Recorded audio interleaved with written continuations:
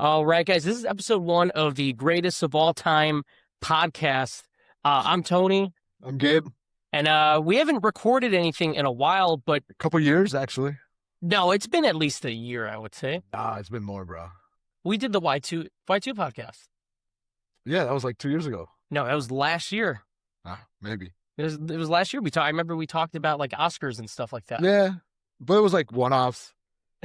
Yeah, that's true. We're trying to be a little bit more responsible with our time and trying to record a little bit better.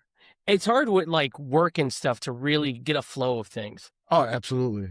But we're back. This podcast is essentially, we're trying to figure out who the greatest of all time is. So this is essentially, it's almost like a top five show, I would say. Gabe and I are going to give our picks for a certain topic, and we're sort of, I guess, duke it out to see what the official top five is. Right. And today, we are running down the filmography of Ben Affleck. The one and only. Yeah, he's the GOAT. He's one of the best. He's one of the best. And with the Rip, it came out, the Rip, Yeah. I got onto this topic because I was thinking about what we can do to get back into like our show. How can we start recording again? And I saw the Rip and I was thinking about that. Like, it would be awesome just to run down different actors, directors, whoever, and see what their greatest output was. No, especially with like somebody like Ben Affleck, where he gets a lot of hate online for his acting or for whoever he's dating. It's like, you know what? The guy's really good. Like, we ran through a lot of his filmography. I think I want to say I ran through most of it. Yeah. And he does a great job. You know, sometimes it's sourced that it comes across as not good.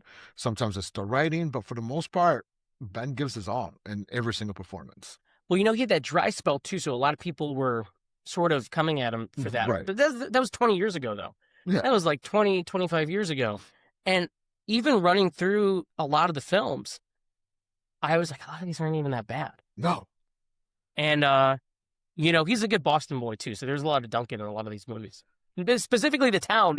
I forgot about that. There's a scene where he goes on a date to Dunkin' Donuts. Is Dunkin' Donuts a thing in Boston? I think for him it's a thing. He truly loves it. I guess. I mean, he does commercials for it. You see him in paparazzi photos where he's drinking Dunkin'. Well, you know what? I mean, I'm not a coffee connoisseur, so like for me, if I'm gonna go get coffee, if ever, it's gonna be Dunkin'. Yeah, I guess it's the most like reliable. I mean, and like affordable, right? It's like Yeah. the McDonald's of coffee in a way. But Yeah. I guess it's big. It's like a big thing in Boston. I mean, fancy people get Starbucks. and like high schoolers. And high too. schoolers. Yeah.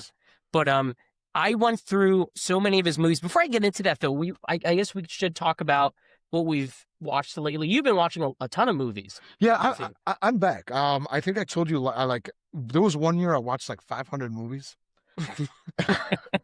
I can't do that. I can't do that. It was ridiculous. Like, it was 500 movies in a year. Like, and then like I sort of like out of last year, I felt like out of place watching movies. Like, I would watch movies and I was just like, I wasn't just feeling it. And I think I needed that reset because like this year I'm like on fire again. Like, I feel like, I don't know, I feel like I needed a refresh. I feel the same way. Well, it didn't really affect me. Like, you feel a bit of burnout when it's like, it feels like a chore when you're doing something you love, but then it starts to feel like a chore. And like letterbox culture and like, I feel like that affects it too because you see everybody else watching a ton of movies and you're like, oh, I should be watching a ton of movies too. Right. Right? The theater is never affected for me. And I think for you too, it's like you go to the theater. No, it's great. You like it's a ritual in a way. You get your popcorn, your snacks, whatever. And I did go to the theater quite a bit. I just, you know what, I wasn't putting stuff on Letterboxd. It's like the act of watching it at home. It's like, it feels like if you do it too much, it's like, fuck, what am I doing? Right. Well, between us doing the podcast and watching movies, it did end up feeling a bit like homework, and movies never felt like homework for me. Yeah. And I love talking about movies with you and with like when we would go on other people's podcasts and talk about them. That was great. But like the prep work and like trying to get into them and like watching like a whole rundown of movies for something, it was just like, that seemed a little bit too much. I was still going to the theater. I was still like, I saw Sinners in theater last year. I saw most of the Oscars in theaters.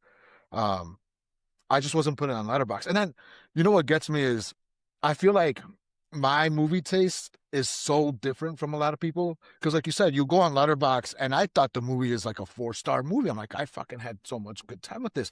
And then I see people rating the movie 2 stars, half a star. I'm like, am I off?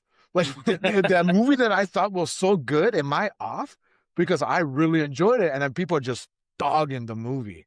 I'm just like, all right, well, I'm just gonna watch this and not rate anything anymore. Like, I'm just not even gonna put that I watched it. You know, that is the best feeling though, too, though. Like if you are a champion for something that's like really just like dogpiled. There's a ton of movies that are like that. You look at the Letterboxd rating, and I'm just like, damn, that sucks. I really enjoyed this. Right. So, but I felt the same way as you. Where I watched a lot last year. I watched well over like 250 movies or whatever. I got close to 300. Okay. So I watched an unhealthy amount still, but it does feel like a chore when you got work and you got other things to do. The act of watching it at home, right? So I this year when we talked about getting like the podcast back together and movies, I felt like I fell in love with like watching it at home again. Again, I never fell out of love watching movies in theaters. I've seen mostly everything I wanted to see last year. Yeah. Most of the Oscar picks. I'm missing like 2 movies, Same. which are playing across the street from me. One at least is, and Hamnet is still in theaters. They're not putting it on digital yet. Damn. Which I need to see, and The Secret Agent. Those are the 2 I need to see as well. Yeah, those are the 2 I need to catch up with, which is playing across. It's playing at like 10 a.m. though, The Secret Agent. But I've heard really good things too. So I really want to watch it. It's on digital today. Maybe I'll rent it. So I'll either see it or rent it. But for the most part, when we were getting into Ben's filmography, I felt like the love of, I could watch a ton of these. Yeah. Like it is good or bad. Like there's a ton, he's got a lot of bad movies here, but there was a ton of good ones and a ton of movies that I don't get the critical dismay for. So there's a ton, like we'll get into them, but I agree with you. It really does feel good to like watch a ton of movies, but none of it felt like homework or a chore. It just felt like we're diving into the filmography of a great filmmaker. And I told you in our chat, like I got to watch it again, and I make no apologies for liking this franchise. They're Transformers. I didn't even watch Transformers last year, and you know how much I love that, like that entire series. Yeah. And that's how badly I was not into movies last year. Like I wasn't even watching like my go-to comfort movies. It was just like no Transformers, no Fast and Furious, just, you know. I think it is like you sometimes there's burnout when you do something you love. You read too many books or play too many video games, whatever it is, whatever the hobby is, you can experience a bit of burnout. Too much hub. Too much fun. I mean, that's true too. There's guys that are like, I'm sure if like you're masturbating like 10 times a day, I'm sure you're like, fuck, I can't look at this website anymore. Right. Too. And Google's watching and tracking you, and they're like, are you sure you want to keep looking at this? Like, we've seen activity from this browser that is unlike you. Are you sure you want to keep going? You're browsing, they don't track you. That's not true. They always track you. You ever seen those Pornhub ads? It's just like, get DuckDuckGo, because Google's always tracking you, even if you're in a private browser. Yeah. I've watched a good amount of movies in new movies that have come out, but streaming. I've always been critical of like the streaming movies. Yeah. Because I just feel like they're lazy. We get great actors. They are lazy. We've talked about that. They have some sort of like a Netflix like shine to them. Yeah. Like a streaming, like, they're overly exposed, overly glossy. They're made to stream at perfect, 2K, 4K, whatever on your TV. But it seems like the substance is never there. The substance is never there. We've seen that with like The Rock, for example. Yes. For how many buddy action movies where on paper you're like, oh, Ryan Reynolds and The Rock. Perfect. Let's get them in a movie. Sucks. Ryan Reynolds and The Rock and Chris Evans with Santa Claus. Let's get them in a movie. Right. Terrible. And there was another one. Ryan Reynolds has done a few too. He did that one where I think he meets like his younger self. I never saw that one, but that was a Netflix original with Sean Levy. Okay, I think I watched that. It's like one. A time travel one or something. But the Rock's the biggest. Adam culprit. Project. The Adam Project. Yes. The Rock's the biggest culprit, and John Cena too. I've seen a few John Cena ones where it's just like, it was that movie Jackpot, I think, where Ricky Stenicki, which some funny scenes in there, but again, it's very Right. streaming quality. There's 2 movies out right now that you can watch that I think are better than streaming, and I would have seen in the theater. Uh, but also, I'm happy that they're streaming because they feel like dad movies in a way, like I would have, like, or you, like one of us would have seen on cable or TNT or AMC, and I like that quality. Yeah. And that is one, The Rip, The Rip. which is brought on this conversation. Matt and Ben, when they team up, they're very much aware of the streaming, Yeah. like the jinx of streaming. Yeah. They went on the Joe Rogan podcast and they talked about, we know streaming has this sort of look and feel, and we said we don't want to do that. We just want to make a great movie. No, and I watched it before you did because I mean we talked about it and I watched it before you did. I think you were at work, and then one of the first things I said to you, it does not feel like a streaming movie. No, and I thought the cast was really solid. Again, both movies that I think we're referring to, like they're not like the best written films on the planet, but they're both very good at what they do. No, absolutely. I mean, I don't think action movies need to be well written. Like I think when you watch an action movie like The Rip, you just want to see some badass action. You want to see some explosives. You want to see gunfights. And they're both buddy movies in a way. And I think there's a formula. With The Rip, it's a bit different. It's almost like Assault on Precinct 13, or there's something, or like even like The Thing, right? Where you have a bunch of people in this room. They can't trust each other. Who's at fault here? Who can they trust? Who are we supposed to root for? And Matt and Ben are great. And Ben's really good at playing like a wash-up or a bit of a scumbag that you want to root for. And he plays a scumbag so good. Like there's so many, like I wrote down so many like different movies where he just plays a great scumbag. That's his wheelhouse. He's the kind of guy where you kind of trust him, but there's a darkness about him. Right. Too, right? But The Rip is solid. And Joe Carnahan made this. He made Smoking Aces. He made The A-Team. So he's no stranger to like action movies like this that have a bit of grit. It's set in Miami. It's got a really cool cast. Kyle Chandler, Tiana Taylor, who's been everywhere. She's in this too. So it was I was having a great time watching this. Like, this is the kind of Netflix movie I want to see. I'm gonna be honest. Usually, I could tell how a story is gonna go just because you know how many movies we watched. I've seen over the course of my lifetime. You sort of already know the hits. You know the beats and everything. Yeah, you know the beats on everything. And this movie, like I thought I knew the beat, and then the beat got skipped, and I was like, all right. Yeah, like, when you think it's going one way, it definitely like goes to the other. It goes the other way. I'm like, all right, cool. Like, all right. So you know that's what I really enjoyed about it. Like any movie that like gives me a different beat, I'm like, because I'm not used to it, so I'm like, yeah, I'm gonna like it. You know? Yeah, no, I enjoy this. I think they're equally as good. When they make these movies with Artist Equity, which is their production company, they've done Air, they did The Last Duel. They know what they want to see in a movie, and they know what the audience is coming. When those two get together, like what do we want to see? Right. We want to see these two guys, whatever the instance is, just be the best versions of themselves, whatever their strengths are. And I think this movie's really solid. I think it's solid, and there's a reason why it's like #1 on Netflix or whatever. And then the second movie that I was telling you to watch, because I feel like a lot of people are allergic to these kind of movies. Amazon's the biggest culprit. Netflix we think is bad. Amazon is fucking movies you've never even heard of. Right. With it's like a money laundering project. It's like all of these actors you've never heard of. Are you talking about Melania? No, that's the #1 documentary in America, though. I heard that movie's just people walking into rooms and picking out dresses. But like you see Idris Elba, John Cena, great guys, right? Great guys. And charismatic. They do a ton of these movies. And it's like, I've never heard of this, but this movie, that movie, and they cost like $200 million. Oh, I think I saw that one. I can't name it. I can't name it, but I know which one you're talking about. I guess they've done a few, though. John Cena's done a few. And I think we might have even talked about this years ago through one variation of a podcast or another of Dave Bautista and Jason Momoa teaming up for a buddy action movie. And we clamored for it. We talked. I'm pretty sure I remember us talking about this and going, that sounds like a lot of fun, like an 80s buddy cop movie. And then I heard Amazon was doing it and it was going streaming. I was like, oh, fuck. And then the trailers looked fun enough. I was like, I'm going to give it a chance. I heard really good word of mouth and people saying like it's exactly what he wanted it to be. I turned it on, and to me, this is the mark of a good movie. I try to watch movies early. I know you do too, like early in the morning on our days off or whatever. Sometimes when I get off work, the night before my days off, like my version of a Friday night, if I start a movie at midnight or 11, I'm like, maybe I'll watch an hour or something. And then I end up sitting and finishing the entire thing. And I had a really fun time with The Wrecking Crew, which knows exactly what it needs to be. And it hits every beat of an 80s buddy action movie.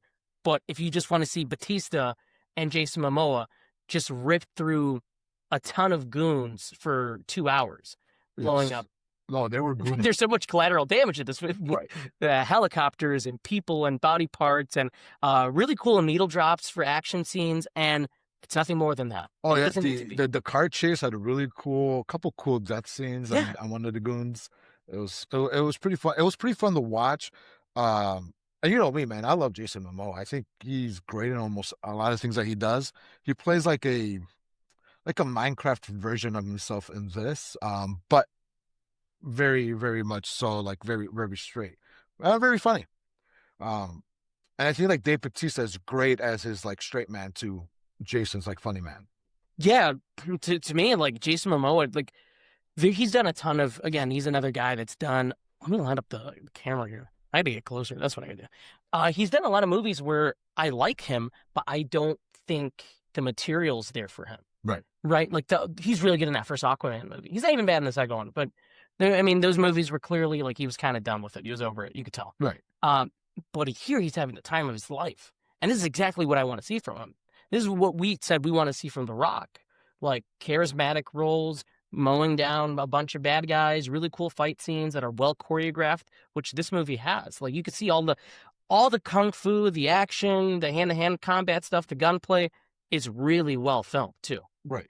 I was hoping for a Batista bomb, but I didn't get one. He is more of like the Danny Glover. He does take a bit of a back seat in this movie. Yeah. He's older, more grizzled, family man, but he pulls it off really, really well, man. And, you know, he's doing a few movies with Amazon, right? I think he's about to be in Roadhouse 2, which I didn't even know they were making a sequel to.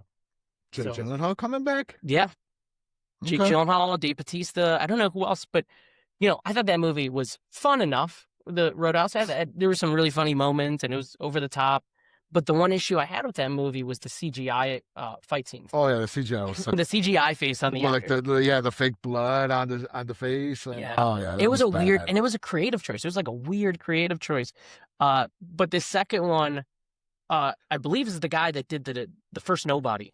Well, hold up. Did they make a sequel to the original Roadhouse? They did. Okay, I guess I missed that one. I forget what it's called, but it's about like Dalton's kids. Oh, all right. Never mind. It's like straight to DVD. That's weird. Who's in it? I probably seen it at like a video store or something, but I forgot what it's called. Roadhouse 2, Dalton's Kids. You know, they are doing 2 Roadhouse 2s though. There's some weird rights issue going on right now where you have the Jake Gyllenhaal Roadhouse 2, and I guess the original writer of Roadhouse was mad about the remake. And there was some discrepancy in the rights where he's allowed to make a Roadhouse 2. And he also wrote a Roadhouse 2. So one will be Roadhouse 3, Dalton's Grandkids, and the other one no, they're both going to be called Roadhouse 2. Jake Gyllenhaal edition? I don't know, but I guess they're both going to be Roadhouse 2. But it's clear that Amazon and Netflix have the ability to make good action movies. I want to throw Apple in here too, because Apple, you know, the movies that they put in theaters, right? Because Apple will sign up on like an A24 or Film Nation or WB, and they put out like F1, or they put out like Eternity with A24, right? Where it's like, okay, it'll get a theatrical run, and then when it comes to video, it's going to air exclusively on Apple. But if you watch an original Apple movie, they're not that good. They're just as bad. They're just as bad as Amazon and Netflix. It's because they're made for streaming. I mean, we've talked about this ad nauseum here, where you're missing a chunk in movies where it's the adult drama, the adult rom-com, right? The action movie. The adult action movie where, you know, people, you know, my age and older, they just want to see shoot 'em up style. Like, I don't care about the plot. You know, it's the same reason why I love Transformers. I don't care about the plot. All I want to see is robots, hitting on each other. You know what is interesting though too is that like these movies do well in theater still. So like it's great. I like that it's on streaming. I could sit down with a with some popcorn or a bowl of cereal. That's my go-to when it's late at night and I'm watching Batista, beat up a guy with a cheese grater. Right. or my bad, Momoa beats up a guy with a cheese grater. But I think there's still an audience for I mean, look at in theaters now, right? Like The Handmaid made like $300 million. And that's a like dark erotic thriller. Or like the Nobody movies make money, or any like the Statham But you know owned why January. that The Handmaid made that much money? Oh, because it's Sydney Sweeney. Yeah. There's a scene in that movie, and I was telling Victoria this. I'm like, this is fucking insane. Where that guy from Yellowstone and her are having this sex scene, and they make it all like these are two sexy people. He's a big dude. She's Sydney Sweeney, and they're getting it on, and she does like the stupidest thing I've ever seen, where it's like it's already nudity and everything, and she uses like her fingertips to barely cover her nipples. These things are huge. That's not going to do anything. You already got the R rating. At that point, what's that going to do? Just going like this. That's not going to do anything. Okay, so I know this is a Ben Affleck show, but real quick, that's what makes me upset about nudity in movies, in a sense. Is that, and again, if you want to do it, cool. If you don't, I don't care. But like, if you already are nude and you have a sex scene and you're showing your goodies, and then they cut to like the next morning, and then you're wrapped up in a fucking sheet, like you're like trying to hide yourself, and you're wrapped up in a sheet, like. The dude already saw your goodies, or you already saw homie's goodies. Like, why are you? That's an audience. We like they need to leave something for us to. But they already showed it. Like they already showed it the night prior. The scene prior. Like, why are you wrapping yourself up? Just let them fly. Well, we got the Wuthering Heights coming out. That might. I'm excited for that. I guess a ton of people are. That book's big. I've never read the book. I mean, it's tracking to I think make like $70 million. According to some people, I don't know how to read, so I haven't read the book. But yeah, I'm excited to watch, Margot Robbie. I'm actually, I want to see that movie, but I didn't know it was such a phenomenon that it's tracking for such a big opening. Apparently, like these sexy books, right? Like 50 Shades of Grey, Twilight, Wuthering Heights. They're gonna make a lot of movies because book talk and like book Instagram, book Twitter, whatever.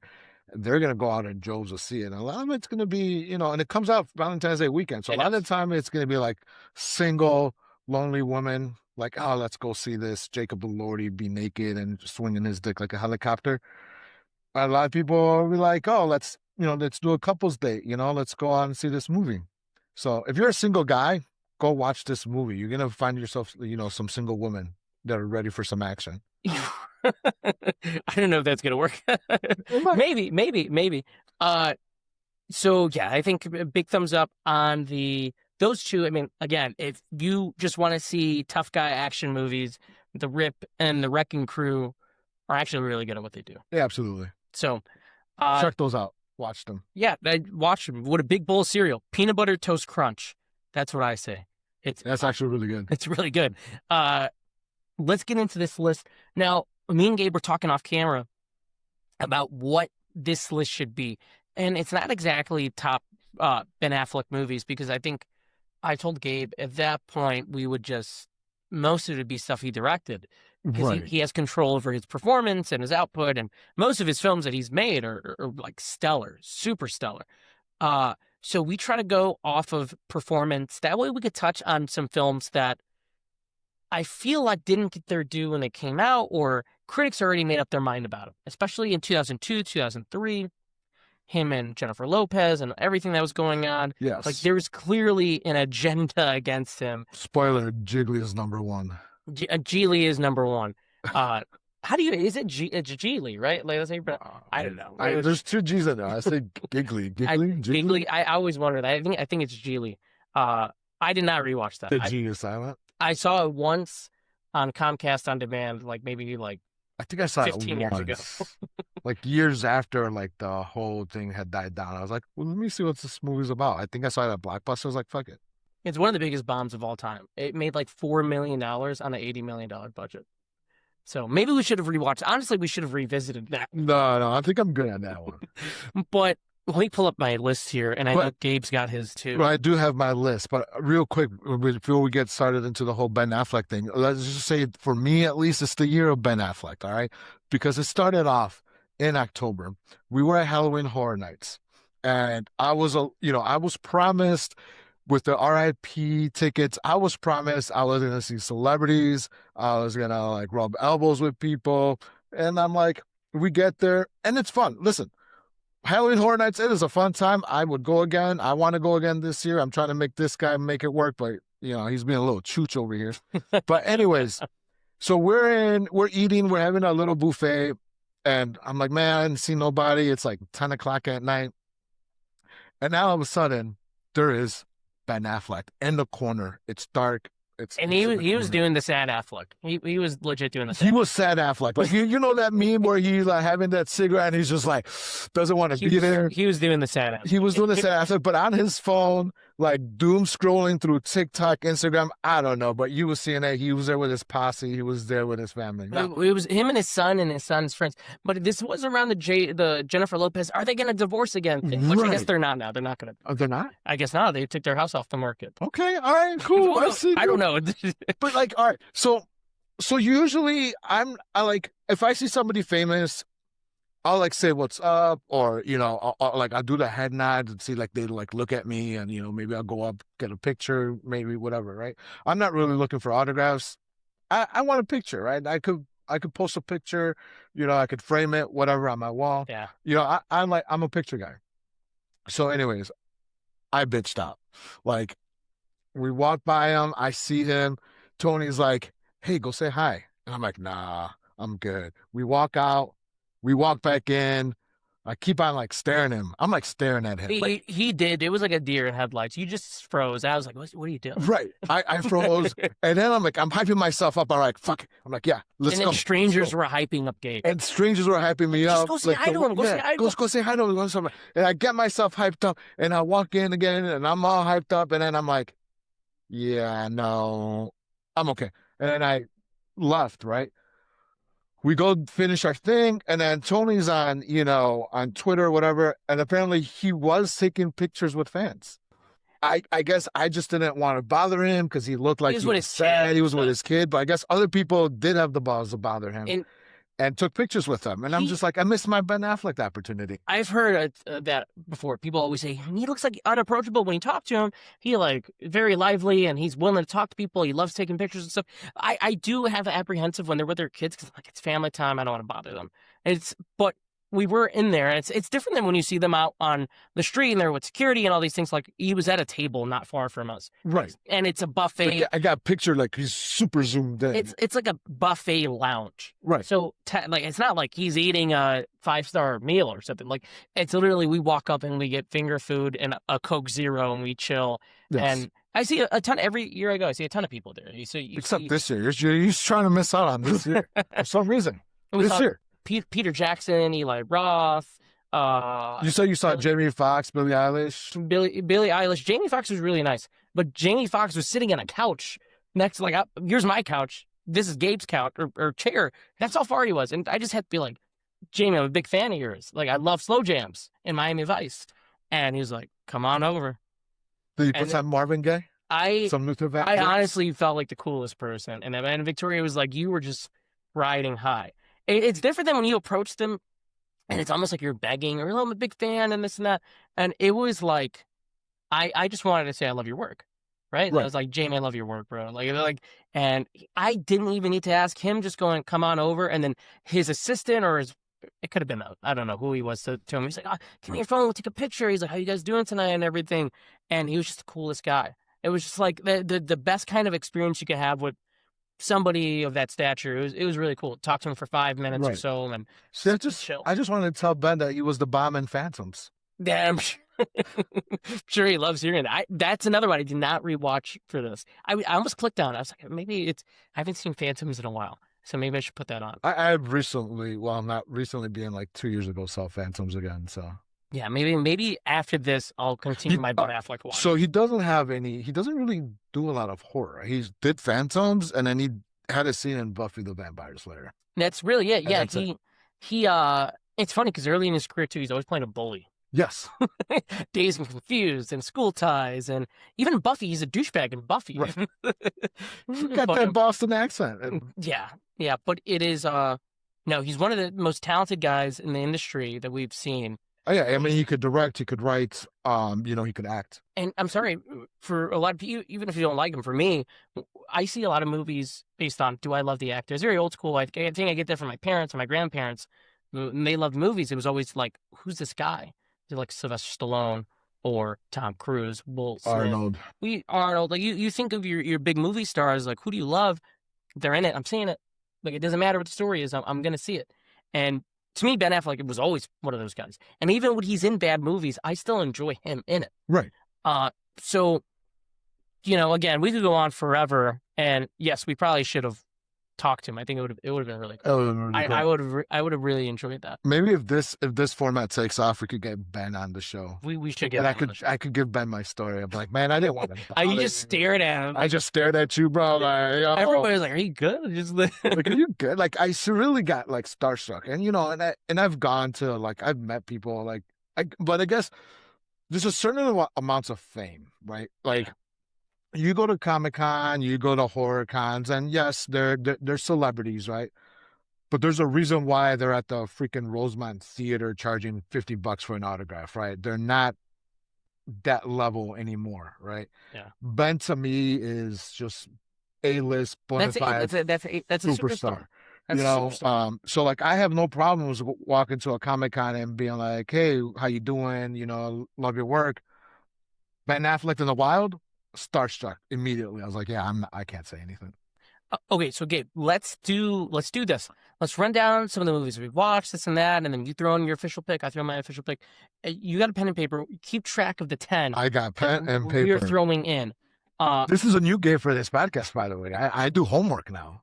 Yeah, he's going old school with it. He's got notes there. I do like old school. I'm a very pen to paper type of person. You got your laptop. I got my laptop. This thing is like 15 years old, so I don't even think it's gonna make it through the podcast. Somebody donate to buy Tony a laptop. A new MacBook. A new MacBook. This is like from 2013.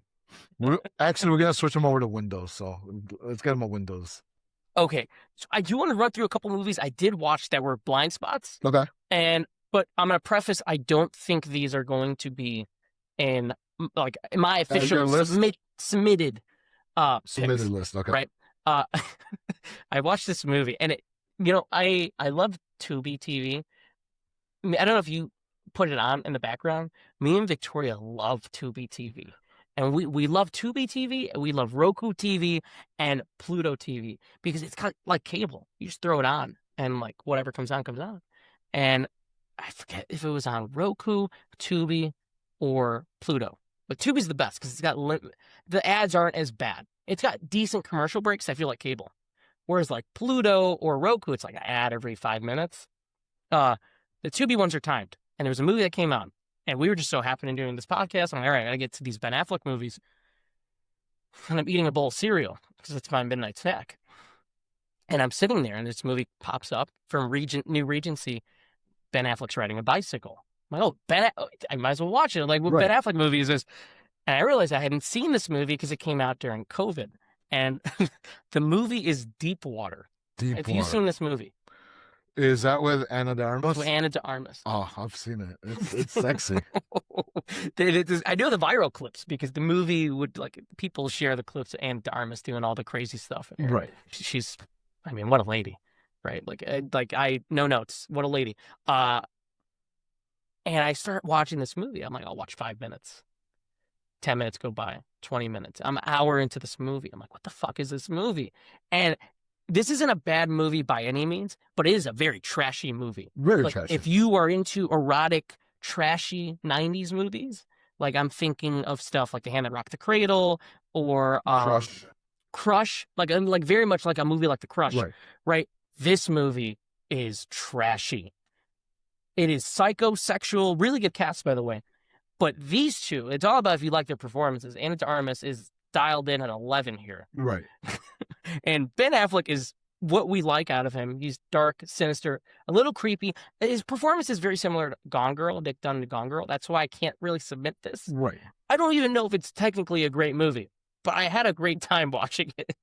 And I was done at 2 a.m. and I was like, that was insane. This is an insane movie. Right. No, it is insane. I mean, I guess it's our podcast. We could say what we want to say, but think about like the perspective of being cut, Yeah, right? but And it's like a game they play. it's a game that they play. It's like this guy loves being cucked, but also hates being cucked. He hates it. He has like a love-hate relationship with his wife, who loves that she's such a free spirit, and then loves watching them like some other dude like have sex with her, and he watches it like from afar, like in a closet, A gloomy staircase. a gloomy staircase, or he's in the hallway. Like, I don't think he's actually watching it, but he's hearing it, and he's close enough to where he knows what's going on.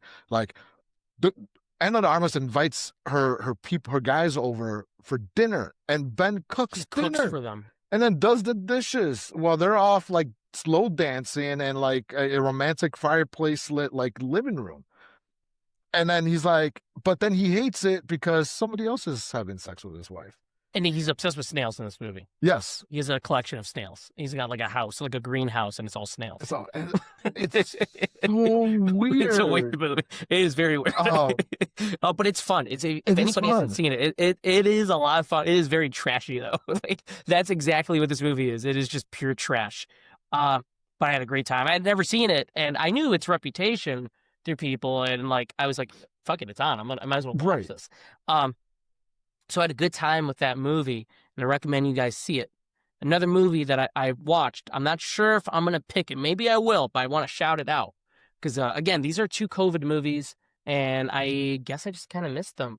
Another one is directed by George Clooney. He was a decent director, has a lot more hits than a lot more misses than hits. Right. It's called The Tender Bar, which I know you've seen. I have seen.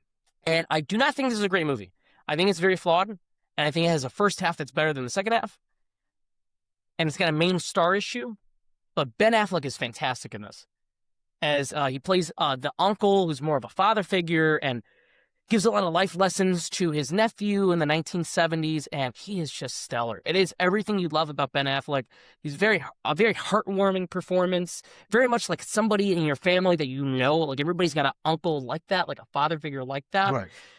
Or if you don't, you at least wish you do. And he is awesome in this. Like, it really like tugs at your heartstrings. Everybody's really good in this, but I do think Ty Sheridan's like deeply miscast, so it kind of affected my viewing and my like of this movie.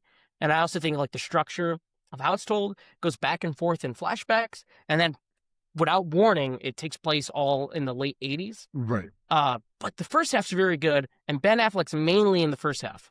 Kind of takes a back seat in the second half. I think this is one of his best performances. I'm unsure if I'm going to throw it in, but I wanted to shout it out because it was another blind spot I just wanted to get through. Gotcha. So I'm going to throw in something I watched yesterday. Might have been my first time, but just on star power alone, you have Toni Collette, you have Sam Jackson, and then you have obviously Ben Affleck, Changing Lanes. Changing Lanes, yeah. So I remember watching the trailers because it came out in like 2002, and it seemed like a fast-paced thriller. You've seen so much action in this, and then it's a bait and switch movie. I sat down and watched it. I had some fried rice, I was eating some barbecue pork fried rice, watching this movie, and I'm expecting this high-paced thriller, and it is a slow burn. Like it's. His performance is great. It's basically him and Sam going down a deep rabbit hole of one-upping each other to ruin each other's lives. Right. But it's so slow. It's nothing like the trailer at all. No, it is not. It's not. And then it's like Ben always like they both like do something terrible to the other and then immediately regret it. And it's just like if I'm gonna do something terrible to somebody, I'm not gonna regret it. Like, I don't know. Like, I'm just gonna. Especially in the context of like what happens in that movie too. Right. And you would think like if you watch the trailer or the posters, this is a fast-paced movie. Yes. The posters, their faces together, it's Changing Lanes, and it's very bright, and you think it's going to be a movie like Phone Booth or Cellular or something. Nothing at all. It's nothing like that. But you know what?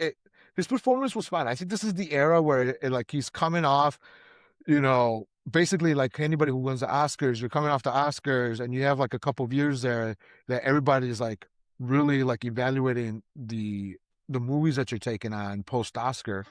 And then like after that evaluation, they're gonna say like, oh yeah, you're like an Oscar like A-lister, or now at this point you've really just regulated yourself to like post-Oscar like random movie Right. taken. Like Halle Berry comes to mind, Cuba Gooding Jr., right? They're like their post-Oscar filmography isn't like the greatest. Um, but like I think Ben, like this is for Ben, like Changing Lanes was one of those like roles for him. Yeah. It wasn't like the greatest, but he still shows some good, acting chops on this. Cuba Gooding's got to have the craziest post-Oscars like filmography I've ever seen. Yeah. Which includes movies like Boat Trip and Radio. Halle Berry, I feel like that was more of like, I know we're sidetracking here, but I just wanted to talk about it because I feel like she's talked about it before that she didn't get the calls for the roles that she was hoping for. Right. She got Catwoman with Sharon Stone. So I'm not gonna I'm holding off on Changing Lanes to add it on. But I do love a good rom-com. Right. Okay.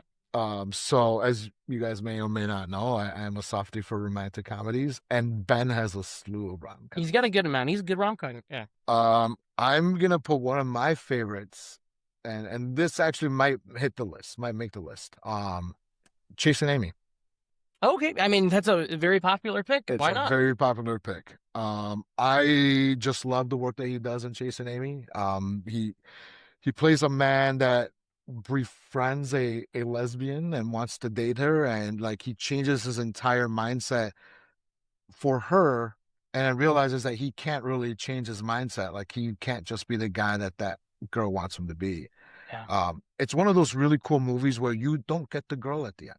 Like with the rom-coms, for the most part, you have your meet cute, it's there, right? You have your drama, it's there. You have your whirlwind romance, it's all there. But at the end of the day, like pulls the rug out of you, and it doesn't give you that nice, warm, fuzzy feeling. It's sort of like, I lost you. This is my story about you. Because he's a comic book creator. He works with his friend. And then he sells his share of his comic book back to his friend, and then he makes his own friend about how he lost his one true love. Yeah. Right. And so his performance in that movie is just great. And to me, I'm throwing that one in there as one of my favorites for it. Okay. Yeah. You got Chasing Amy written down? I do. Which ones you got written down right now? So we have 4 right now. We got Deepwater, The Tender Bar, Changing Lanes, and Chasing Amy. Okay. Well, I will say Chasing Amy is a great pick. And I don't know if it holds up in terms of, like, I know a lot of young people watch it and they go, this is problematic. And maybe it is. It is now. I always view it in the context of the movie came out. And when it came out, it was stellar. It had stellar reviews. Roger Ebert was like, hey, Kevin Smith might be that guy, so watch out for her. And Kevin Smith also gave Ben a big role, really saw something in him that nobody else saw. Right. I know they've had their history as friends and their ups and downs, but Kevin Smith saw Ben Affleck as a leading man. And that, without Kevin Smith, I don't think we get Ben Affleck I think way. From everything that I've read and know about Chasing Amy, that's his breakout role. That's his leading role. As great as he is in Good Will Hunting, and he co-writes that movie, that's Matt's movie. Right. Yeah. So I agree with you. Okay. So I want to throw one in that, let me pull this up again. I'm going to go with an obvious one. And I just want to get this one out of the way because I think this should go all the way into the top 5. So I'm going to throw it out there now. I just rewatched it. I hadn't seen it in years. Like, I knew it was a movie I really enjoyed, seen it a few times. So I'm like, it's at least been 8 years since I watched this movie. And that is the second film he directed, The Town. I like it. I like that pick. Now, if we're going off directing, I would love to throw Gone Baby Gone in, but we're not. Great, fantastic, unsettling movie. But he's not in it. His brother's in it. Right. Who's great. Casey Affleck is great in that movie. But he's so good as the character Doug McCrae in The Town. This is essentially, Ben Affleck loves the movie Heat. You could tell he loves Michael Mann. This is his Heat. Set in Boston, John Hamm, stellar. Like, I watched this movie and I'm like, why wasn't this guy a leading man? Like, he tried, the John Hamm project was something Hollywood tried. We had movies like Trouble with the Curb and stuff, and he's been in things, and he's funny in Bridesmaids, but he was one of those guys that never really could transition. No. And here I kept thinking about, so good in this movie. Rebecca Hall, fantastic. Jeremy Renner is the one that runs away with it. He's the one that got the nomination. Jem, yeah. I mean, So good. Jem's that type of friend that you want, though, right? Because he's like, hey, I have a problem. I can't tell you about it. You can't ask me about it. That seems awesome. And then he's like, all right, whose car are we taking? Yeah. And there's an authenticity to this movie. It's a lived experience. The criminal underworld, everything about it. It's got a really cool look. And Ben holds you. You don't get this without a great director, and he's a great director, Right. but a great leading man performance. And it's a very sympathetic role. This is a criminal, but he's still the hero of this story. He's still somebody you want to root for, and you want to see him get away. You do. He's dealt in one of the big heists in this movie. The main one, he's kind of forced to do it. He's forced, but it's based on the book. So in the book, his character actually dies. Really, I didn't know that. Yes. They filmed that. They filmed the way that the book ending, and it did not do well with test audiences. So they changed the ending where he actually lives. Spoiler, but if you haven't seen this movie in fucking 4 years, yeah, it's not my fault. It's your fault. Well, in 2010, everybody was also obsessed with Boston, I guess, because we had the fighter that year too. So all right, real quick, sidebar. May I approach? Yes. Okay. So there's something about Boston filmmakers and New York filmmakers and even LA filmmakers that I feel like we're missing here in Chicago. Is that when you take like somebody like Ben and Matt and they're filming Boston, that movie feels like fucking Boston. I've been saying this for years. But when you take a Spike Lee, right, and he makes Crookston or any like He Got Game, it's New York. When you take a David Ayer, right, End of Watch, LA, it feels like LA. You take a Chicago filmmaker, and it doesn't feel like Chicago. No, I think the only ones people can refer to is like John Hughes. But that's suburbs. Michael Mann, I will say, 80s Michael Mann. Have you ever seen Thief with James Caan? Yeah. That is Chicago. Like the Chicago underworld and the criminals and the streets. That is one of the best looking Chicago feeling movies. But I agree with you. We don't have anything like that. Yeah, we don't and yes, we do have a lot of directors and a lot of actors that come from Chicago, right? And we also have a lot of people that transplant from Chicago and they claim Chicago, but we know like they're not from here. There originally. You want that authenticity. But like we don't. Boston gets. Yeah, we don't have that authenticity that like Boston gets, like the town did. Like that's Boston. That's the town and the fighter. Great year for Boston, I guess, in 2010. Those movies. I think they won a couple of Super Bowls as well. Yeah, they had. Yeah. So, no, he is so good in the town, and it is like that because he's like a cerebral badass in the town. Like he's planning everything out. Like he has plan A, B, C, and D, and then he also has a plan G if that doesn't work. Yeah. And he's basically puppeteering between being the bad guy, but also, making sure this girl falls in love with him and playing a softie with her, What makes this performance different than when you watch like De Niro and Heat? De Niro and Heat is a cold and calculated performance. Yeah. This is the job. This is what I do. I'm the best at what I do. And this is even when he has somebody that he's in love with, the job is on the line. Meticulous, perfect. And in this role, Ben, there's a sadness to him. There's this quality of like he wants something more. Sad Ben he's really good at playing sad. He's really good at playing sad and badass. And this movie was just a great rewatch. Like I kept thinking, what a fucking movie the entire time it was on, and I was so excited while watching it. It was like watching it for the first time, where I was like, fuck, like the chase sequences are so good. The casting of different the goons and the gangsters and stuff, the florist and all the, like everything was cool. Chris Cooper is his dad and the jail scenes and stuff. So there's a reason this movie's just awesome. Right. So I wanted to make sure I threw that in right away. I'm sure like you at some point you would have shouted it out. I would have. It is so good. So that is my like one official pick. I just had to get in there. All right. So so far we got like 2 official picks, but this isn't the official pick list. But yeah, we gotta get our 10 out. Yeah, we gotta get our 10 out, and you want to give us another one here? Why don't you go ahead? Throw it in. All right. You know where I say where I enjoyed, and y'all gonna call me crazy, but you guys know I'm a lover of like dumb films. Is Daredevil. Really? Yes. I think he's a good Matt Murdock, but tell me more. I think he's a good Matt Murdock. I think he gives it like obviously he's no Charlie Cox, right? Charlie Cox Is Daredevil, is yeah. Daredevil. He's like a perfect cast to it. I think at the time for when superheroes were coming out with like Blade, the X-Men, he played it the way that I can't even describe it in the sense like, but he played it so seriously. Like he didn't look at it like silly, like, hey, there's just a blind lawyer from Hell's Kitchen who's now a crime fighter. He played it as just a blind man, that just so happened to know karate. Yeah. He gave the tone like it was serious in nature, but also he played it like a little bit comical, which is I guess what people didn't like.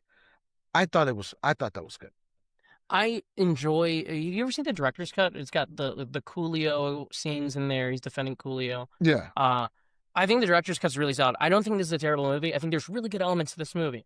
Uh, Elektra, I think, is a weak point. I think Jennifer Gardner was just miscast. That's not the Right. Elektra that I know, at least. But he was never the problem with Daredevil. I also think Michael Clark Duncan was so cool as the Kingpin. Oh, That's great cast. he was. I think what's laughable is Elektra. I think Bullseye was a little laughable I as love well. Colin Farrell. I don't know if he worked as Bullseye. He didn't work as Bullseye, so that sort of like downplayed Ben's like Daredevil, right? Yeah. But like I said, I think his performance was honest. It was honest performance, right? So I think I don't know. It's in my honorable mentions, I guess I would say. Yeah, no, I would put it in an honorable mention. I don't think he's bad in that movie. I have fond memories of seeing that movie at the movie theater on Valentine's Day weekend after school. Just take a date.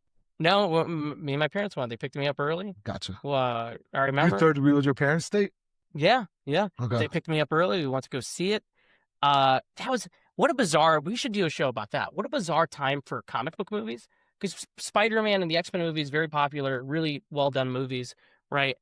But we also had really strange stuff Oh, that they were doing. they I Like mean, the Hulk. I haven't seen that movie in forever. I'm really curious to rewatch Hulk. you had the Hulk, you had Daredevil, right? You also had the weird ones like Hellboy, And um, Punisher. the Punisher. Punisher, and I don't remember much about Punisher, but I remember the action scenes being really, really cool in that movie. Yeah, they really made them very gruesome. Like this is Like before they gruesome and practical. like this is before they really cared about making movies for kids for selling toy wise. It was just They were trying to make comic, but uncomic booky, more cool, like right. very cinematic and stuff. John Travolta plays the bad guy in that. Yes, I know. And they said it in Miami instead of New York. Don't remind me about that. I knew this kid in film school that was like, we had an acting class, and for some reason he would just do the John Travolta monologues in that movie. He was really good at it though too. It was weird. I think that's a solid shout out. And he clearly he loves comic books, and he did try his best to portray Matt Murdock. That's on the page of the Frank Miller comics and stuff. So, I think it's a cool pick. I rewatched that recently, and I don't think it's a great movie. No, but it was an interesting rewatch, and I think the director's cut was really cool. And again, like we said, it's he's a good performance minus the script, like because the script could be bad, but like he elevates the performance with with what he does.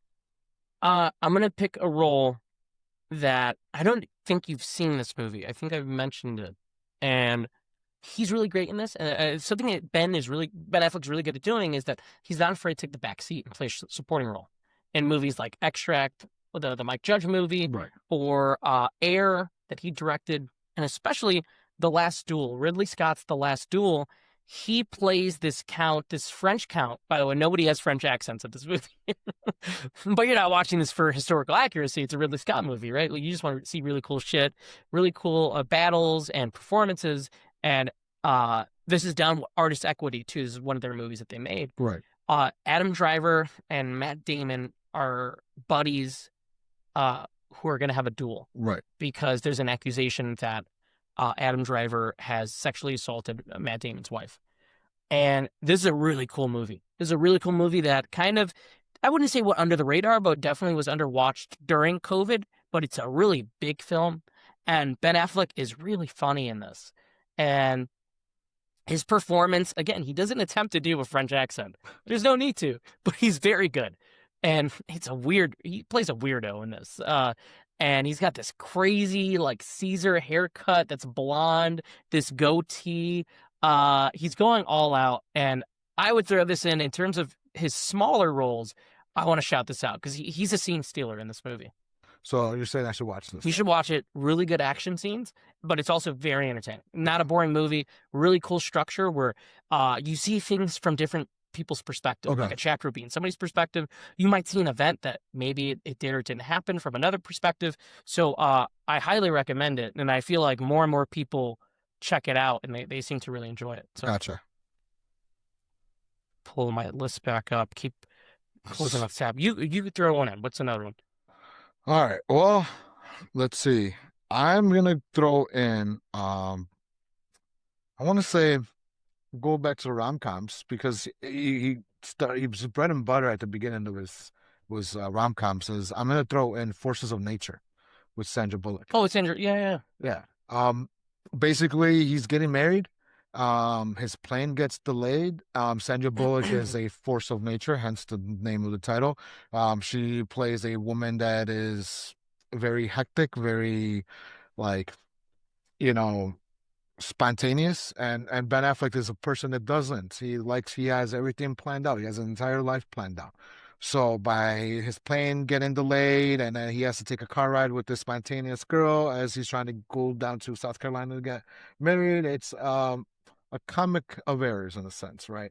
Everything that can go wrong does go wrong. People think he's with Sandra Bullock's character. He's at a hotel and he like is the maid of honor and his best man walk in. Anyways, it is a good it's a good showing as far as like what he can do when he's playing the straight man to somebody's funny man, right? And he does that a lot. Like he plays a really good straight man and lets somebody else shine through, and this is what he does. Like Sandra really comes through in the movie and he's just more like laid back. He plays a very proper, prim, like upbeat, uptight type of person. And so I'm gonna throw that one in there. And I enjoy it. Okay. It's fun. All right. I've never seen it. I know the movie. I've seen the poster so many times. I've read reviews and like reactions and trailers and stuff, but I've never. And you're like, yeah, I don't want to see this one. No, actually, I would. I mean, I love rom-coms. Good ones, bad ones. It don't matter to me. But it was just, yeah, that's a blind spot for me, so I didn't even think about it. But maybe I'll check it out. Again, I think I'm gonna continue rewatching a ton of Ben Affleck movies. So I'm sitting here watching. I'm just like, well, I'll watch anything this guy's in. Right. I want to throw one in, and I don't know. I don't know if this is gonna go all the way. I might be crazy for this. This is a movie that people apparently hate and hated when it came out. Not Armageddon, although I did watch that. I was thinking about that. Here's my argument with Armageddon. I love Armageddon. And I watched it at midnight, my bowl of cereal, right? And Victoria watched it too. She was like, fuck, this is a good movie. She never watched it before? She never watched Armageddon. And we were locked in. The size of that is terrible. But we were fucking locked in on Armageddon. But I don't think it's one of his best performances because it's this crazy ensemble. I don't think he's given enough to really show Ben Affleck the superstar. But I had a blast rewatching this movie. And it's a Bruce Willis movie. It's mainly a Bruce Willis movie, but everybody in here is great. We'll get to Armageddon. But the movie I'm going to shout out is a movie made by a pretty big director in the 1970s, John Frankenheimer, who's known for a ton of action movies. And he made a movie called Reindeer Games. Ooh, okay. Which I did not rewatch on this rewatch, but I watched around Christmas about 2 months back. It was the day. What was I doing that day? I went to go see Marty Supreme. It was early. So it was right before my Marty Supreme screening. I was like, what am I going to watch?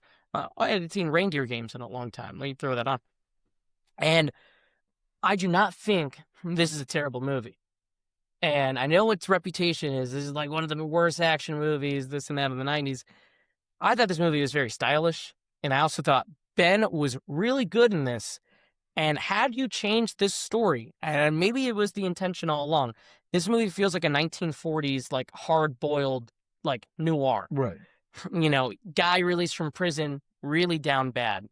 Like this might be one of the most down bad guys in history. Essentially, really loving his cellmate's girlfriend. Thinking it's Charlize Theron, right? So like, I don't blame him. Good Charlize. He is down bad for her in this movie. Gets wrapped up in a case of mistaken identity and has to survive her brother and his band of terrible people to do this heist. And I think the action's really solid. And I think he carries this. I think he carries this role really well. Where maybe it's because you already like Ben Affleck, but you want to see him survive, even though he makes a bunch of terrible decisions. And this movie's very twisty, and there's a ton of really stupid twists in this. There's a twist, and then there's another twist, and then a twist within a twist. But I had a great time rewatching this. And spoiler alert, I was very happy to watch him go home for Christmas. You know, that's what it's all about. It's a good Christmas movie, good Christmas feeling movie. The great Chicago legend Dennis Farina is in this near the end as a little role. He was awesome to see in movies, and he was my favorite Unsolved Mysteries host too. So I enjoyed Reindeer Games, and I'm throwing it in. I'm throwing my hat in for Reindeer Games. Okay. Well, the final one here, number 10, that I'm going to throw in here is a movie directed by Michael Bay. Okay. It is a historical piece, as accurate as can be, Pearl Harbor. No way. Is that like an official thing you're throwing in? No, nobody liked Pearl Harbor. That movie's really tough to get through. It is. There's really cool stuff in it, but it's an insane movie, and it is really long. It is very long. It is very long and grueling. No, but I'm gonna throw in Hypnotic. I don't know if you ever watched Hypnotic. It came out recently. Did we talk about it? I don't know if we did. It's Robert Rodriguez that made that one. Right. So basically, it's him trying to find his son. I can't really remember like the entire. I remember he's trying to find his son. He plays a cop trying to find his son, where his son is going. And is it like he takes a serum or no? Like I think it's his daughter he's looking for. His daughter, right? I don't remember his anything. Kid. I don't remember anything about this movie. And I saw it in theaters by myself. There was like one other person in the Here's the thing is and it's gonna sound like fuck if Gabe doesn't remember why he's throwing it in there, and Tony doesn't remember it because Tony usually saves my ass sometimes. But the reason why Hypnotic stays with me is I'm looking down my list is because I remember the poster having like staircases and it's winding and he's in the middle of it. But I also remember his performance, like you could tell like he like truly lost his kid. Like he looks for his kid really like hard, and you could tell like he wears that on his sleeve in a sense, the emotion of losing this kid. Yeah. And so that performance stuck with me for that. Now, mind you, I don't remember why, like, if it's a mind-bending film. I know it's a mind-bending film. I just don't remember if it was a serum, if there was like a box. I do remember like the bad guy playing with his mind, like telling him where it's there, but it's not there and it's somewhere else. I'm pretty sure the whole movie was like a simulation too. Right. It was like a simulation for it. But I mean, that's what I'm throwing in there because honestly, like most of the films that I have on here, like we're gonna like duke it out for like our. You threw in a lot of the popcorny, like right, like the big ones. Hypnotic, I don't remember much about. I remember the first half being kind of on board, and then it does a couple of twists that I was just like, oh, this is really stupid. Right, and then I kind of fell off with it, and then it's really short. It's like 95 minutes. It's a very short film. I don't remember much about the movie. William Fichtner is in it. He was in the trailers, and I don't remember anything about it. I come to think that I don't remember anything about this movie. That's fine. But it's in there. It's in our honorable mentions there. Okay. All right. My last. Do I have one last one? We got 10. You got your 5. We can hit my 5. Well, I need to take one off because I need to throw in obviously his best performance. No, because now we're gonna fight it out. Now we're gonna give you our true top 5s. Well, are we devising the top 5 from these 10? No. Okay. Not at all.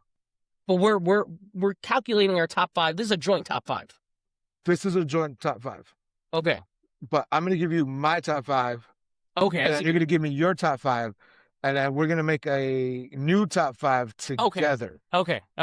I think I got this. That's what I devised as far as what you told me we were doing. You know what? I fucked up the rules, but I can change. But you're the one that gave me the rules to begin with. Okay, I can change on the fly.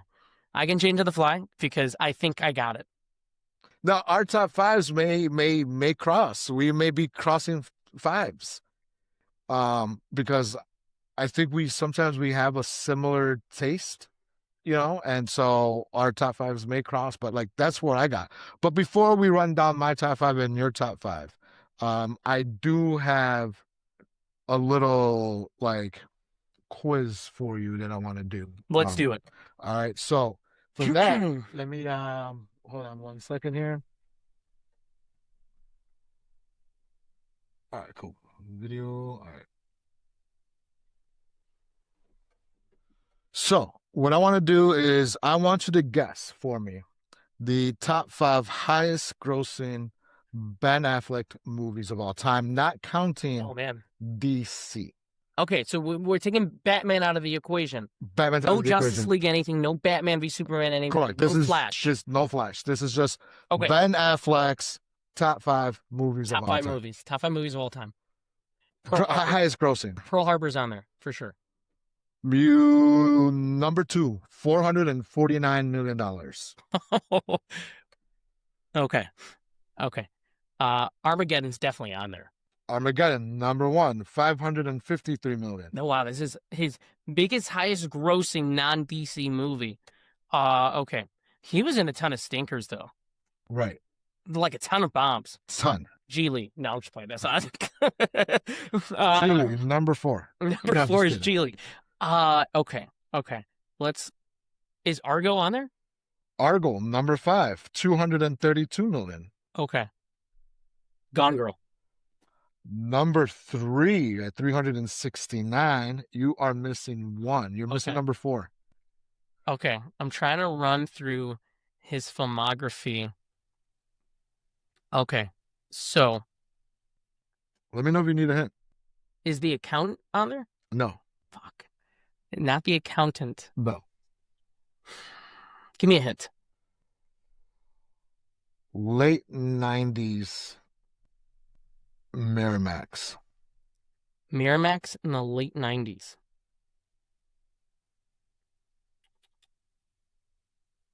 Why am I blanking on this? Is there who directed this movie? Or who, like, throw me something. I mean, if I tell you who directed it, you're going to guess it. Let's see. I mean, anything that I throw you at hints at this point, I'm just gonna get it. You're just gonna get me getting the 4 out of the 5 is like I'm pretty happy with that. You're pretty happy with that? I'm pretty happy with that, but I also would want throw me a hint. Throw me like a real hint. Kevin Smith spoofed the sequel in one of his movies. Good Will Hunting is what the top 5. Yes, I told you. You were gonna any hint. You would. Oh wow! Any hint? Yeah. Good Will Hunting is number 4. That's crazy. I didn't know it made that much money. $235 million. So oh wow! Not that much higher than Argo. Well, you forget, right? You had with Good Will Hunting, you had a really good story. 2 relatively unknowns with Matt and Ben. But you also had Robin Williams. So Robin Williams, that was Robin Williams like the late 90s, mid to late 90s. That was Robin Williams like family run, right? Yeah. Mrs. Doubtfire, all these movies that he was doing. Top 5 Robin Williams movies: Patch Adams, Jack, Bicentennial Man, and Flubber. I think we're missing one. I don't know. Maybe a good one, The Birdcage. Those are crazy. That's a crazy run. 1 hour photo. That's a good movie. And I also rewatched Insomnia recently, which he's really creepy in too. Yes. Robin Williams was so good in dramatic roles. All right. So let's get into the meat and potatoes now. Okay. Now these are official picks. These are our official picks. These are Tony's and Gabe's top 5 top Ben Affleck movies of all time. Roles. So I'm going off roles. Because then, again, I want to throw Good Will Hunting, but I just feel like he's not a major. I'm just gonna tell you, I threw in Good Will Hunting. Okay, so either way, I think it'll make it to the list. It's a role. I think he's great in that role, but there's nothing as impressive for me. What he puts. What do you mean? He's like the best friend character. He's John in this movie. I know he's great as the best friend, and I think the screenplay is perfect, right? Like it's one of the best written movies. Okay, I'm gonna throw in my top 5, but but I was strictly going off his performances in these movies. All right, just give me your top 5 with no explanation. No explanation. I'll give you my top 5. This isn't in any order either. This isn't in any order. I got Gone Girl, The Town, The Last Duel, Argo, The Accountant. Okay.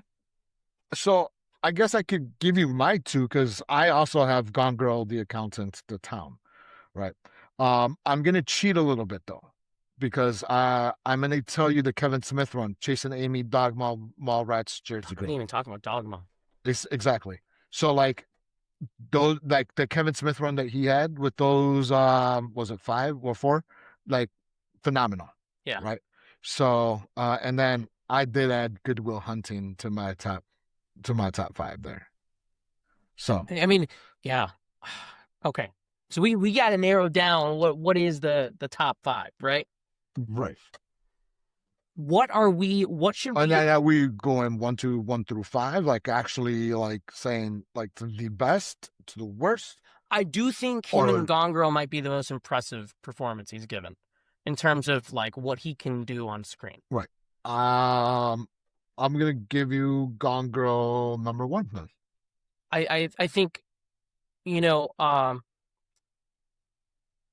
obviously it's her movie, but he's just incredible. Like that is really a star. Right. That's his thing.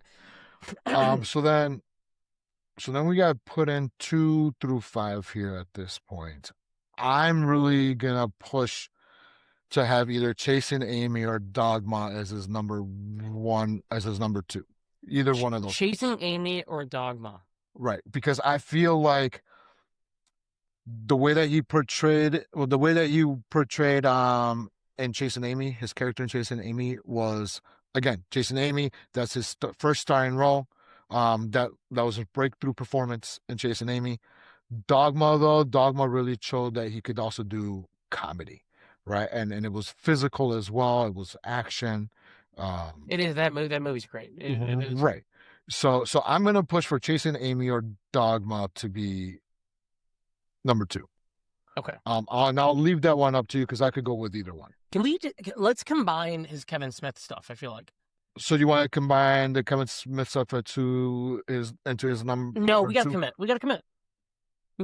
You know what? Chasing Amy, I think, is very important to his filmography. Right. And he's great in Dogma. He's great. I even like him in Jersey Girl. Right. Like, I think he's really good. And I think Jersey Girl, like, I just rewatched it. Jersey Girl's phenomenal. It's like it pulls out your heartstrings. I really enjoy that movie. I know, again, that's another one that was like really hated in its time. It was only hated because you had one scene with J-Lo. The whole him and George Carlin, they're so George Carlin's so good. Like they riff off each other so good. Let's put Chasing Amy. Chasing Amy. Dogma is awesome, but there's also everybody is in Dogma.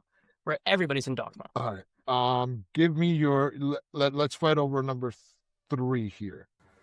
So remember now we have Gone Girl, The Town, The Accountant. Well, Gone Girl's already on the list, right? Oh, I'm sorry. Yes. Good Will Hunting, The Accountant, and The Town. Good Will Hunting, The Accountant. The Town, I think, has got to be on there. As number 3, top 3? Let's put yeah, he's so impressive in The Town. Okay. He's so, like, as a leading man, I can't think of anybody else in that role. I'm going to give you... It doesn't work with Mark Wahlberg, doesn't work with Matt Damon. It's Ben Affleck. His physicality, everything he does in that movie works. I'm going to give you The Town. Number 4. Number 4. And number 5. And number 5. So now for number 4 and number 5, we're going to battle it out between Good Will Hunting and The Accountant. I'm going to give you Good Will Hunting at number 4. Because you know what? It is impressive. Because he does, I think we can't, I've been saying on the podcast we should count out, like, he wears all the hats, he writes, he does this. Right. His performance is great in Good Will Hunting, and it's also a very important movie to film history, too.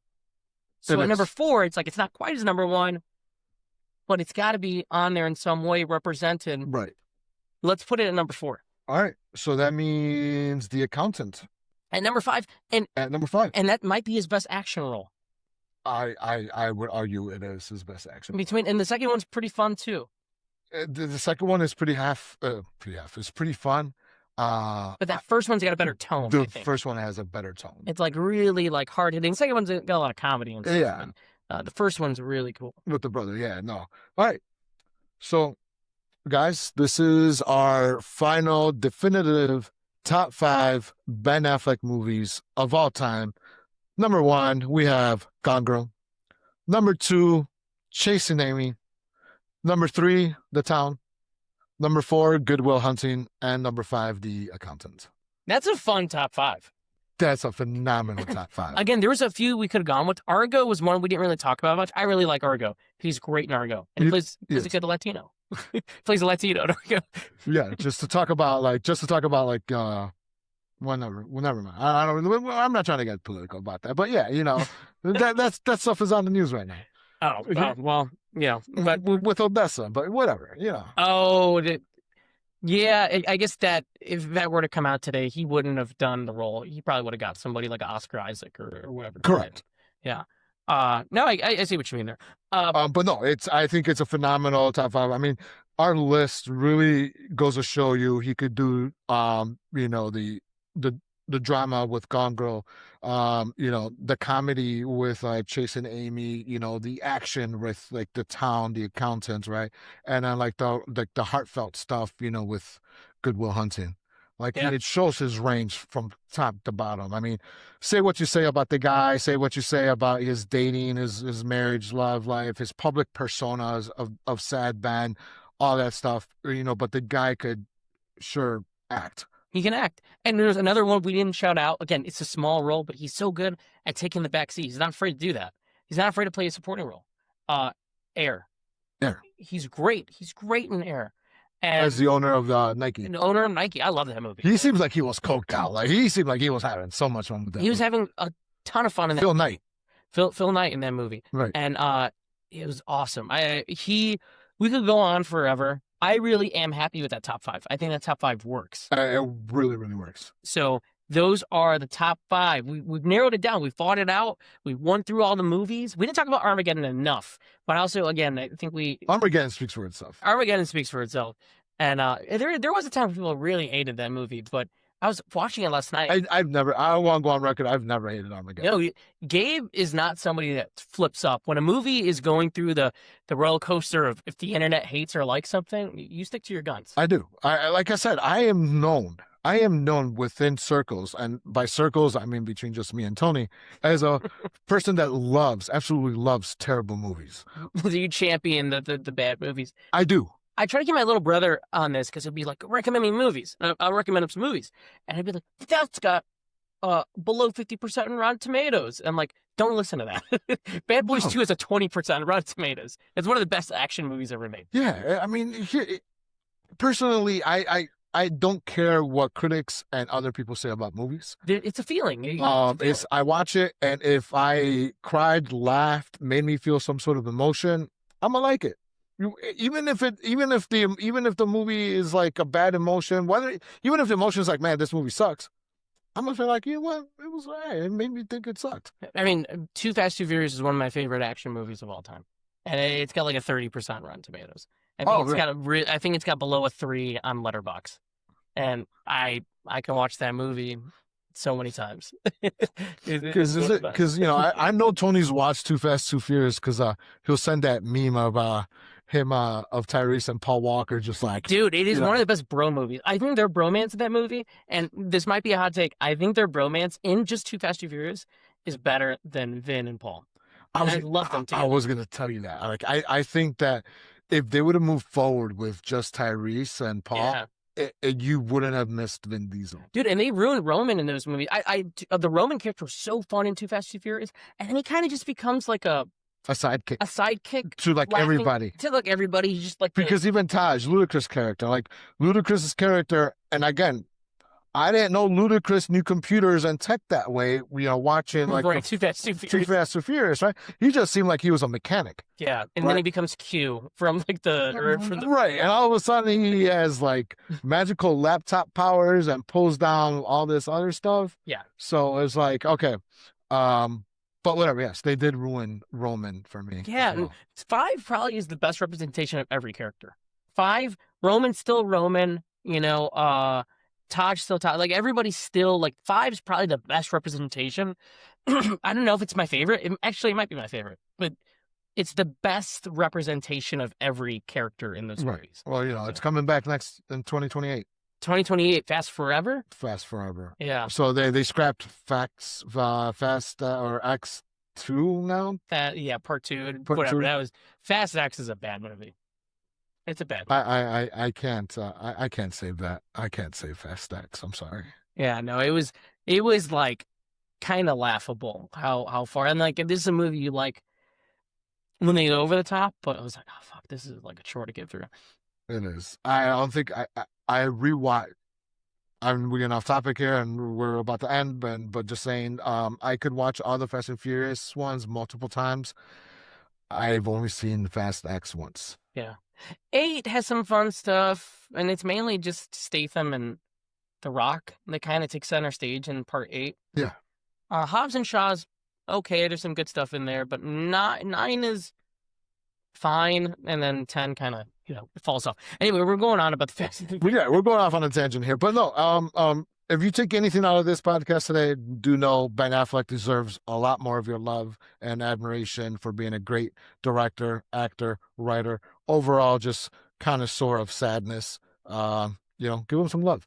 He is awesome, and this was fun. This is a great episode just to run through these movies, and like the past 3 days of just rewatching them, and then I didn't even realize I was rewatching other ones even before the past 3 days. Past few weeks I was rewatching Ben Affleck movies, and like before I even knew we were gonna do an episode like this. So we don't know what our next episode will be, where or when we'll drop it. We're trying to get on some sort of schedule. We'll see how our things work. So we may drop another one next month. We may drop it up in a week or 2 weeks. You don't know. We're going to keep you on your toes this year.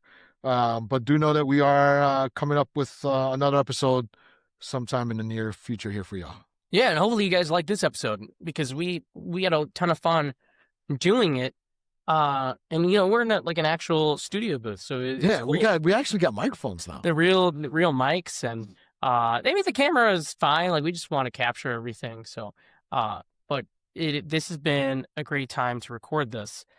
So I'll just say, this podcast will be available on the Flopbuster channel. I'm going to upload on there. Okay. Because I think a lot of people that watch our stuff, they're like, it's on there, built-in audience.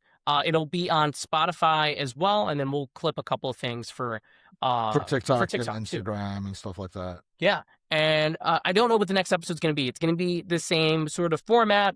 We run down what we've seen recently. Our top 5 could be a director, could be performances, could be movies, whatever it is. It could even be music. It could be music. It could be top 5 soundtracks or whatever. Yes, because we talked about that going back to Armageddon. We talked about how the "I Don't Want to Miss a Thing" song was like the perfect song for that. I was crying in the middle of the movie, and that song. Right. When Ben's going with the little animal crackers on Liv Tyler's stomach, the gazelles heading north to the luscious mountains, or just down south, and Aerosmith is going on in the background. Yeah, can you imagine? Hold on, real quick. I know we're ending, but another real thing. Like, can you imagine having sex to your dad's music? That is a little strange. Right. That is a little strange. Like, could you?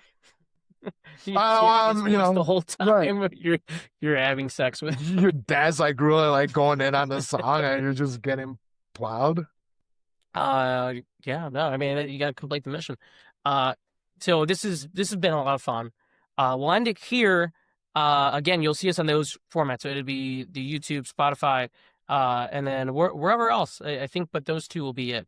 So for sure. Thank you guys for checking this one out.